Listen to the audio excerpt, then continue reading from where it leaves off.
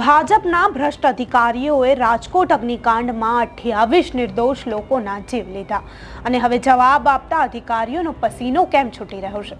કેમ અધિકારીઓ હાઈકમાન્ડને સરખો જવાબ નથી આપી રહ્યા? ત્યારે સીએમઓને પણ ભાજપ હાઈકમાન્ડને જવાબ આપતા કેમ પસીનો છૂટી રહ્યો છે? નમસ્કાર, હું અમરીન અને તમે જોઈ રહ્યા છો નિર્ભય ન્યૂઝ। તો રાજકોટની અગ્નિકાંડ ઘટનામાં અધિકારીઓના નામ દાખલ કરી પગલાં લેવાની ગંભીર વિચારણાઓ ચાલી રહી છે। રાજકોટના અગ્નિકાંડની દુર્ઘટનાને પગલે સીએમઓને પણ હવે પસીનો આવી રહ્યો છે।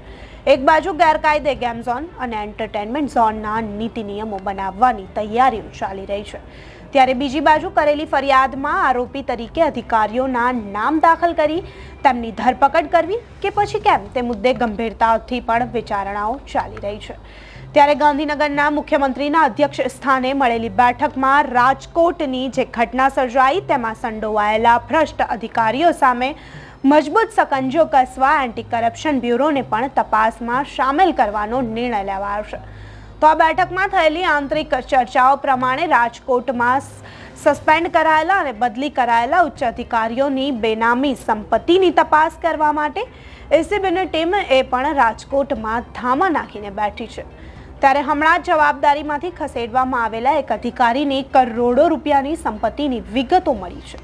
તો એસઆઈટીની તપાસ પછી ઘણા તથ્યો જણાશે તેવા અધિકારીઓ સામે અપ્રમાણસર મિલકતો વસાવવાનો ગુનો પણ દાખલ થઈ શકે છે। અગાઉ આ ગેમ ઝોનની મુલાકાત લેનારા ઉચ્ચ અધિકારીઓ સામે પણ તપાસ શરૂ કરવામાં આવી છે।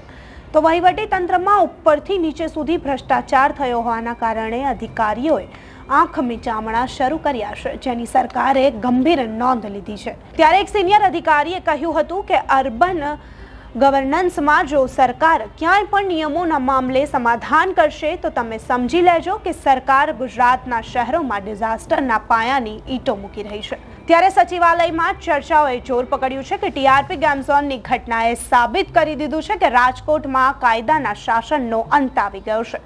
જંગલ રાજ ચાલી રહ્યું છે, જેમાં મોટા રાજકીય નેતાઓ, જમીનના માફિયાઓ, ફાઇનાન્સની પેઢી ચલાવતા શરાફો, રાજકીય દલાલો અને પોલીસ તંત્રના વહીવટદારો સંડોવાયેલા છે। તો આખા માફિયા નેટવર્ક કે રાજકોટમાં તમામ કાયદાને તોડી મરોડી નાખ્યા છે।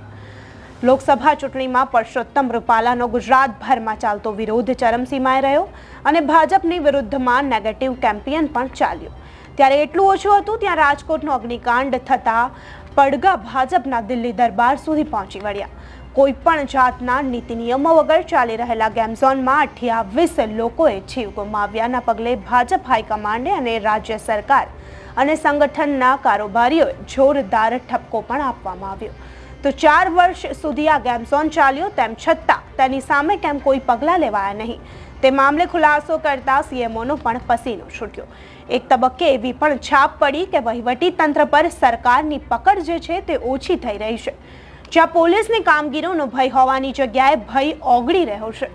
એટલે કે સરકાર આ ઘટનામાં પગલાં ભરવા માટે દબાણમાં હોય તેવું લાગી રહ્યું છે। તો આ મુદ્દે તમારું શું કહેવું છે તમને કમેન્ટ કરી ચોક્કસથી જણાવજો તથા અમારી ચેનલ નિર્ભય ન્યૂઝને લાઇક, શેર અને સબસ્ક્રાઇબ કરવાનું ભૂલશો નહીં। આભાર।